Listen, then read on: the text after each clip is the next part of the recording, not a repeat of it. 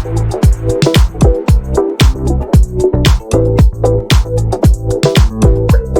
many of us submitted comments on budget estimates?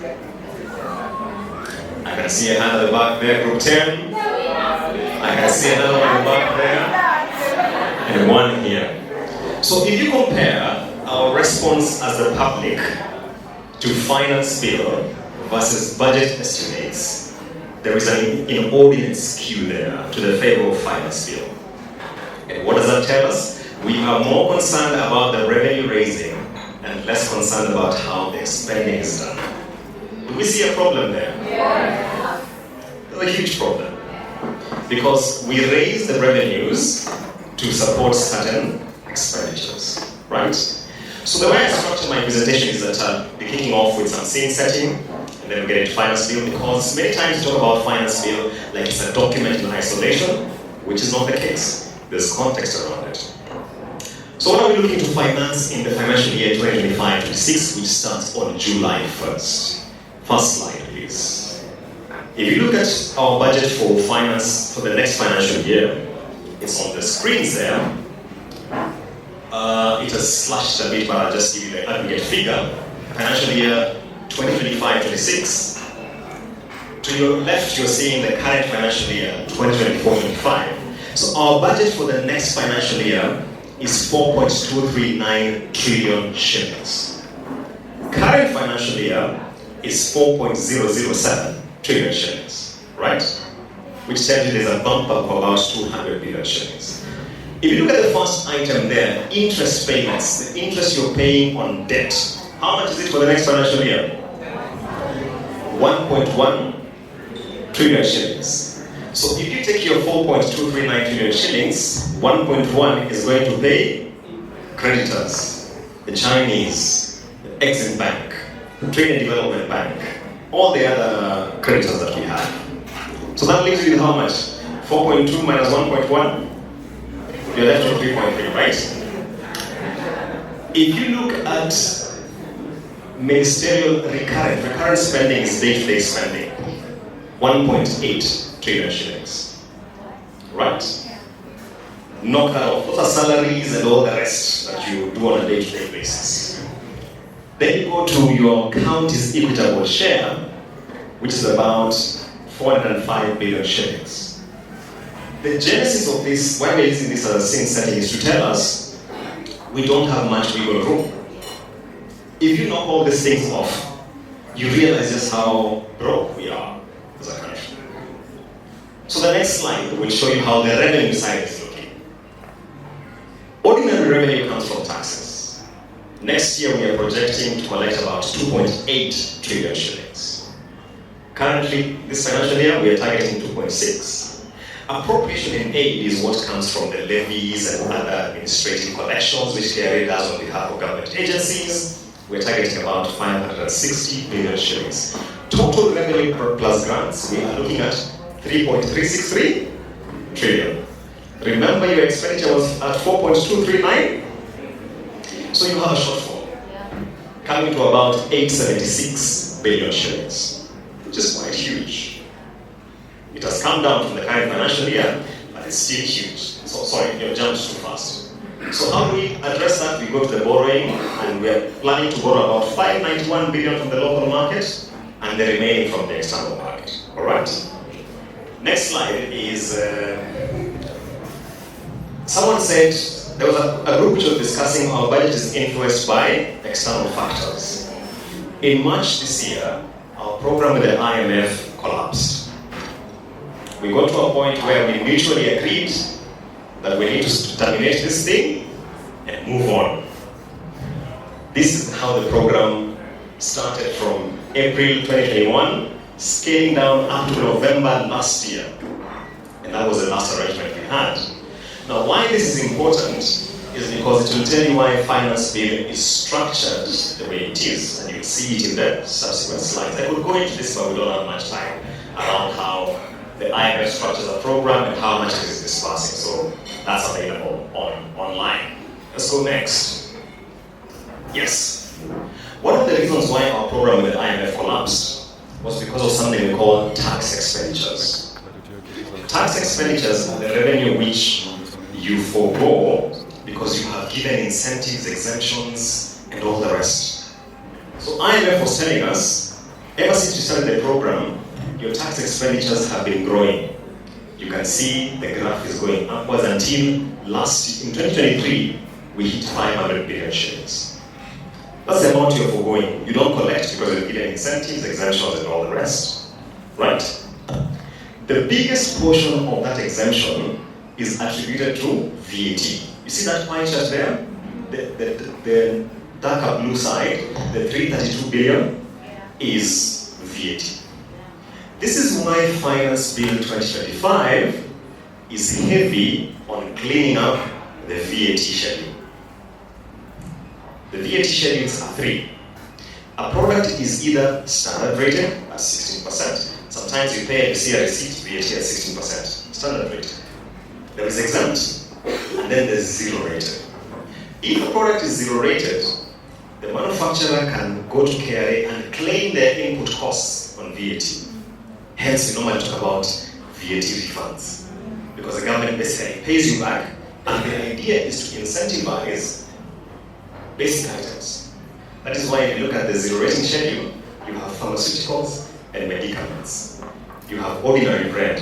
One of the reasons why Kenyans went onto the streets last year, there was an attempt to remove bread from VAT zero rating. So because of this point, Finance Bill is very heavy on cleaning up that VAT. So let's look at what Finance Bill is proposing.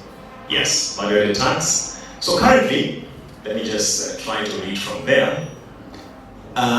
Locally or imported inputs supplied to pharmaceutical manufacturers in Kenya for manufacturing medicaments. Currently they are zero rated. The proposal is to make them what? Exempt. Exempt basically means you will not be able to claim that input VAT. So essentially you will likely either decide I will absorb the cost if I'm gracious enough, or if I'm not, I will pass it on to final consumers. Another one. Inputs or raw materials locally purchased and imported for the manufacture of animal feeds. For a long time we've been supporting the animal feeds value chain through this zero rating. What are we proposing? Let's move them to exempt status. Another one is transportation of sugarcane from farms within factories. I guess in every household there is a bowl of sugar somewhere. It's being moved from zero rated to exempt status. And that list continues like that. The only exception we have seen, or one of the few exceptions we have seen, is packaging material for tea and coffee. It's moving from standard rated at 16% to exempt status. So it's moving from the 16% to be exempt. The whole idea there is tea and coffee, key foreign exchange earners.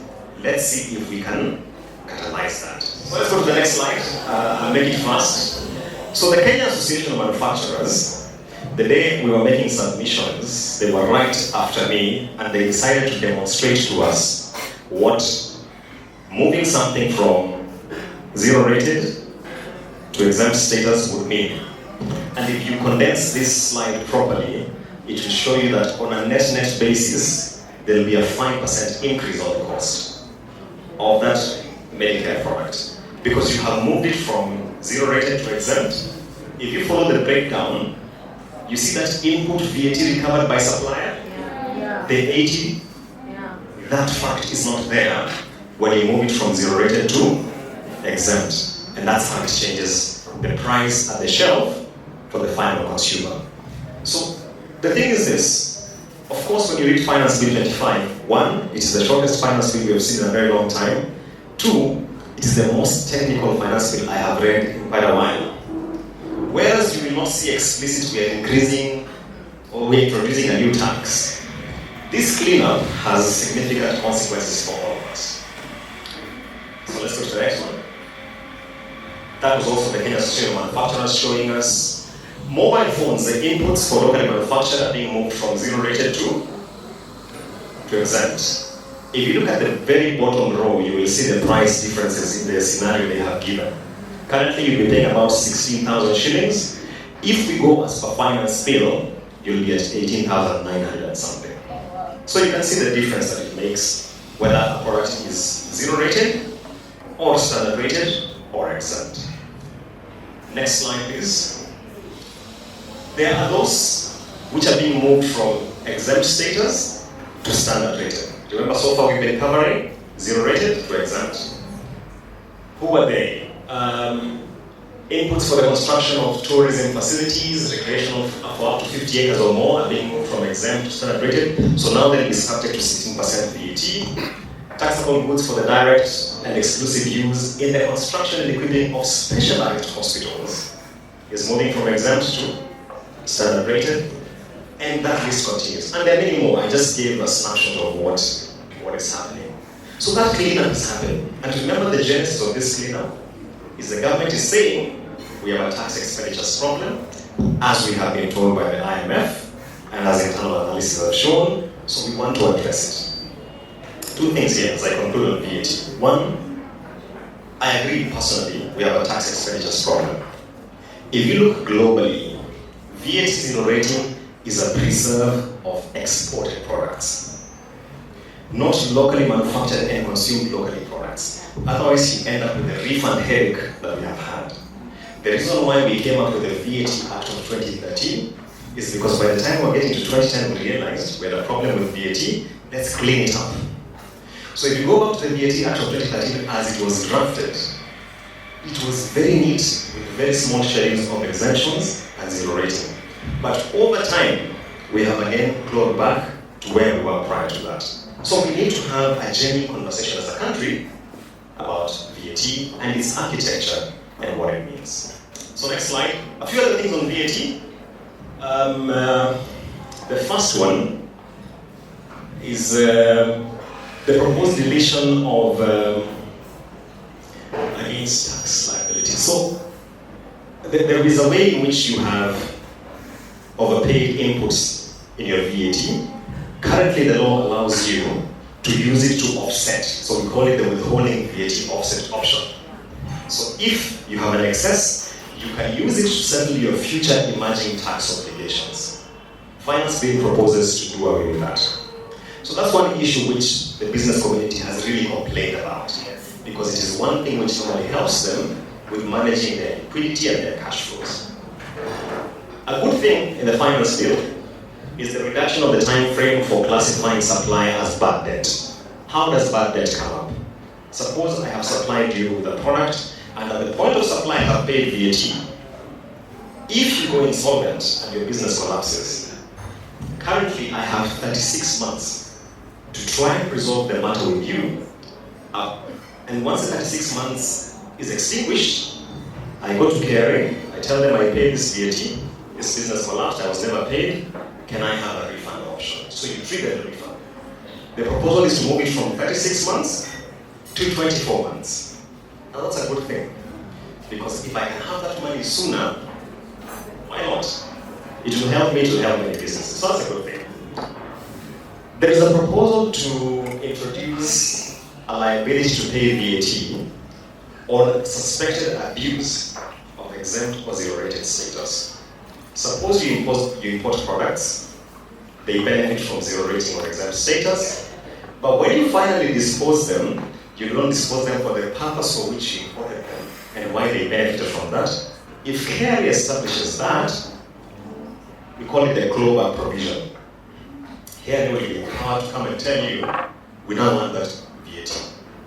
Because you benefited from it, but you didn't translate the final benefit to the end consumer. The big question here is, how do we determine that process? Will KRA be able to come and ask me, or will it be a unilateral decision? So there's a bit of gray area here, and one of our submissions was, let us see the regulations first on how this will work out. Next slide, please. So that closes it on VAT. There's a lot on VAT, it's largely on cleanup, but those are the key things which are affecting value added tax. Tax Procedures Act. Tax Procedures Act is basically the act which gives us the protocols we follow around taxes.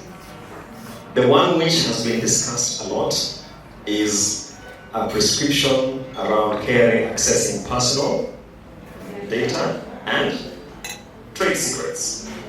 Section 52, clause 52 of the bill. And there has been a lot of debate around this, and I hosted a discussion where we even had the National Treasury. Remember in Finance Bill 24, there was a proposal to exempt the Kenya Revenue Authority from the constraints of the Data Protection Act to allow them to access data for tax compliance purposes. So there was hue and cry, of course, Finance Bill collapsed, Finance Bill 24. This time we're seeing it in a different form. If you go to the Tax Procedures Act, there is that provision where KRA can access data except data that deals with trade secrets and personal data. So if Finance Bill is proposing we expand that section, it is saying give KRA full access to that data. How do we feel about it? I'm not KRA, I'm sorry. Yes, there are too many gray areas around it, and part of our submission was, it's not warranted. We have common reporting frameworks. Today, if KRA wanted to access data from your bank account, you know they can. They actually can. If KRA wanted to partner with a counterpart in another jurisdiction, in case you have a business there, you know they can get that data. So we are asking ourselves, what more data do you actually need, right? So that's a very sticky issue. Tax refund and offset processing timelines extension. So the bill is proposing, currently, if you have launched a refund claim, the authority, the commissioner has 90 days to assess and evaluate. They want to extend it to 120 days. Of course, for KRA, they're coming from the point where there's a huge volume of refund claims. But for us, if you extend it from 90 to 120 days, that has cash flow implications for me, right? So there's a challenge with that provision. There's a big challenge with that provision. And I've already shared on data sharing and many others. So the Tax Procedures Act and the VAT Act, for me, are the most consequential amendments in Finance Bill 25. Let's move on to income tax. So we have ample time for Q&A. Next slide, please. Income tax, I'm sure you've heard about this. The proposal to revise the tax-free per diem from 2,000 to 10,000 shillings. Are we happy about it? We're not? I'll begin to hear the Q&A. So I'm just finishing. There's a proposal to remove the 100% investment allowance. Now that one, many businesses have complained about this, and legitimately so. Currently, if you engage in a capital-intensive project, within the first year you can claim up to 100% of the cost you incurred as a deductible allowance. The proposal is to switch that. You can only claim 50% in the first year, and then the rest is staggered 25 across 2 years. So of course, that will hit businesses, especially those who engage in very heavy capital investments. Yes, and that's what I've explained there. Next slide, please. Digital assets tax is being revised from 3% of transaction value to 1.5%. How many of us are dealing in digital assets? Oh, surprise. Okay, so there's that proposal. The crypto blockchain community has really welcomed this proposal. Another challenge that we are seeing is the removal of the differential rate for construction of up to 400 residential units. Remember, this is a fairly recent provision in the law where your income tax will be at 15%, and the whole idea was to catalyze the construction of affordable housing units. So if in a span of 1 year you're already revising it and rescinding it entirely, we ask ourselves, where is the predictability around the tax regime? 2, isn't affordable housing one of the key pillars of the current administration? So what does this tell us? Some coherence is missing somewhere. Removal of preferential tax rate for local motor vehicle assemblers again. If you're in that space, you've been enjoying 15%. Finance Bill proposes, let's do away with it. Remember, I began by saying Finance Bill 25 is the ultimate cleanup finance bill. They're not proposing new taxes, but they're cleaning up exemptions and preferential tax rates we have been enjoying. And that's why it's a very technical one to read. Next one, employee reliefs and deductions. Of course, the government is proposing employers. Before you arrive at anyone's taxable pay, factor in all the reliefs, including personal relief, then subject it to pay. It has been welcomed by many. There have been debates as to its practicality. Reintroduction of a limit of carryover tax losses. Currently, companies carry over tax losses infinitely. The proposal is to cap it at 5 years. So beyond 5 years, if you're still carrying over your losses, KRA calls you to a table. And we have a conversation. You have been in business for 5 years. How come you are not in break even at the very least? How come you are not turning a profit? Should we have a conversation as to how much you should be paying the authority to meet your tax obligation? So that's another very sticky issue. Do I have another slide around that? Oh yeah. So, I covered only 3 areas. The first one is VAT. And remember the take home here is, there's a very radical cleanup. The second one is tax procedures, which has significant implications, especially around trade secrets, personal data, and audits. One of the provisions in the tax procedures, which I think for me is the most serious in Finance Bill 24. Currently, if KRA issues you with an assessment and you lodge an appeal, KRA cannot come and issue you with an agency notice. Agency notice is essentially accessing your accounts. Finance Bill 25 is proposing, notwithstanding an appeal, KRA should be able to issue agency notices. Now that has serious implications, because every day there are appeals being filed against assessments that KRA has issued. So if KRA will have a blank check to go for agency notices, we could have serious problems in the private sector. Then I closed up with the income tax proposed amendments. We have good proposals, tax-free per diem. Gratuity is now being added as an income tax exempt component. Remember last year we only had the final drawdown from your pension kitty. Now we are adding gratuity. Very good for the senior citizens who are really struggling in this country. And that's a welcome proposal. And remember, if you read the medium-term revenue strategy, that was the proposal. Let's have our pension scheme what we call exempt, exempt, exempt. So your contribution to the pension fund is exempt, your interest income in the pension fund is exempt, and your final withdrawal is exempt. Currently we are on exempt, exempt tax. So that's where we are. That's the bill. Currently where we are in the procedural process, we wound up submission of comments and stakeholder engagement. Some of us have submitted comments in person. We are now at county level public forum, starting in Nairobi, cascading all the way and concluding in Mombasa. Of course, many are asked, how did you arrive at the counties you selected? Because not all 47 will be covered. But once that is done, remember, by June 30th, we'll be focusing on starting the new financial year, because we have measures here which are effective July 1st, 2025.